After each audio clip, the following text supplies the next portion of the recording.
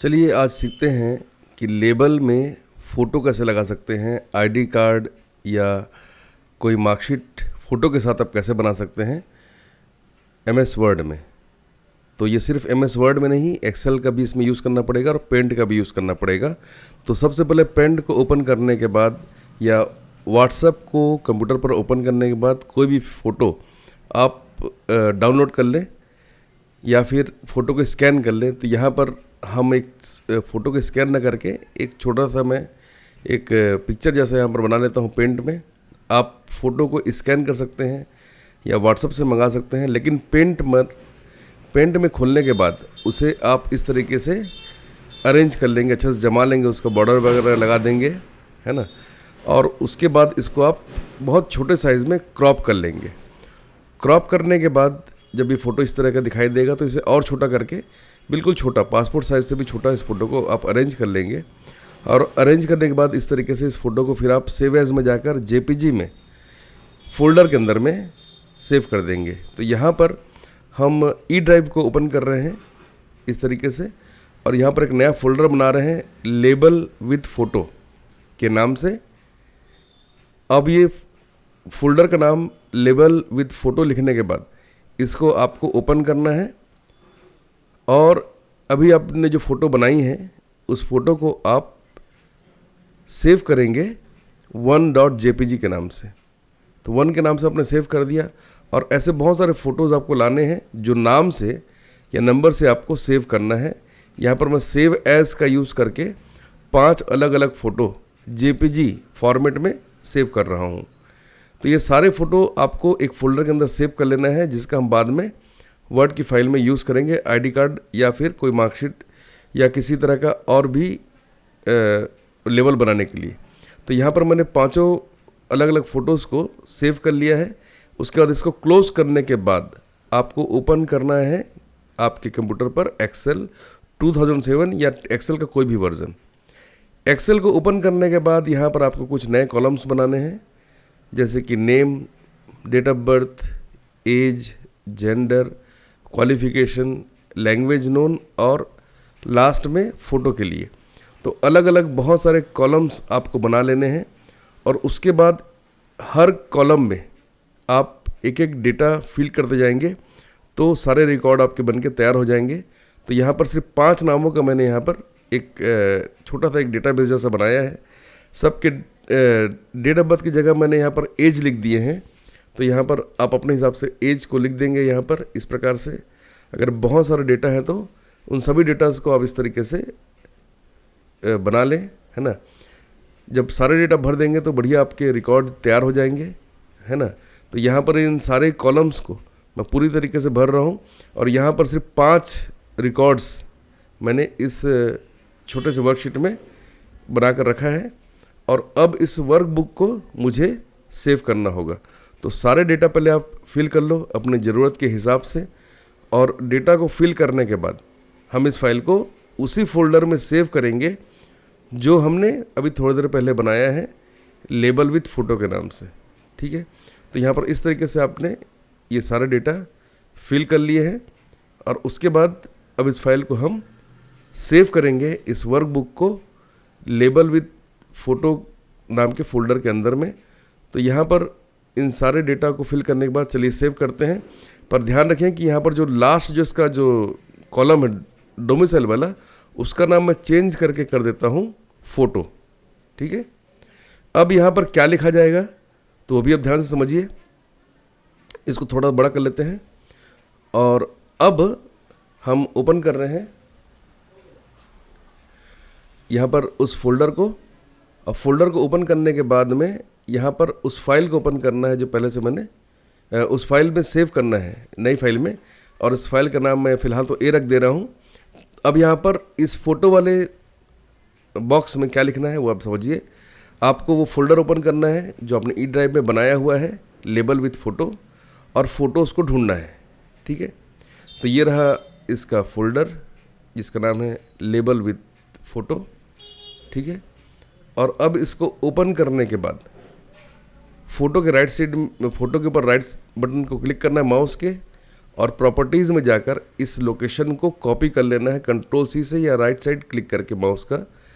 Save करने copy करने के बाद यहाँ पर इसको आप पेस्ट कर दें और जहाँ पर सिंगल बैकस्लैश है उसको डबल कर देंगे और लास्ट में भी डबल स्लैश लगाकर 1.jpg लिखेंगे और इस सेम चीज़ को फिर से हम कॉपी करेंगे इस तरीके से सेलेक्ट करके और हर सेल में इस तरीके से इसको लिख देंगे आप। ठीक है, सेल्स में लिखने के बाद 1 की जगह 2, 3, 4, 5 जो हमारे फोटोज़ के नाम हैं वो हम इस तरीके से लिख देते हैं।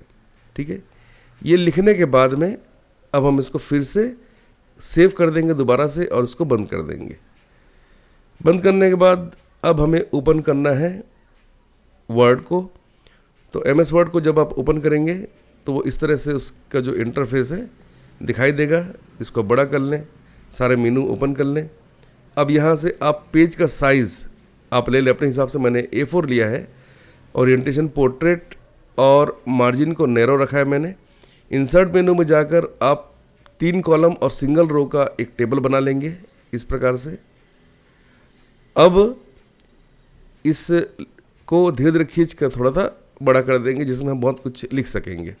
अब यहाँ पर क्योंकि मैं एक ID कार्ड बना रहा हूँ तो यहाँ पर लिखना है ID कार्ड और ID कार्ड लिखने के बाद 2-3 बार एंटर दबाकर नीचे की तरफ आना है इस तरीके से और एक यहाँ पर लिखना है नेम और वो सारे फील्ड्स जो उन सभी कॉलम्स के नाम जो आपने एक्सेल में बनाए थे, नेम, एज, लैंग्वेज, है ना, वो सारा कुछ आप यहाँ पर एक एक करके लिखते जाएंगे। ठीक है, फ़ोटोज़ का नाम नहीं लिखना है क्योंकि उसके लिए हम अलग से इसमें एक छोटा सा टेबल बनाएंगे इस वाले सेल के अंदर में। तो हमने इस तरह से लिख दिया, इसको कंप्लीट कर दिया है। सारे कॉलम्स के नाम लिखने के बाद में अब आपको इन सभी को सेलेक्ट करना है और बीच की गैपिंग को थोड़ा सही कर लेना है। तो यहाँ पर लाइन स्पेसिंग का ऑप्शन है, यहाँ से मैं इसको 1.5 की स्पेसिंग दे देता हूँ और इस वाले को सेंटर अलाइन कर देता हूँ इस तरीके से और बोल्ड कर देता हूँ। अब इंसर्ट वाले मेनू में जाकर आपको ड्रॉ टेबल का ऑप्शन सेलेक्ट करके एक छोटा सा यहाँ पर एक table single column single row का ड्रॉ कर लेना है। उसके बाद फिर इसको फिर से सेव कर लेना है।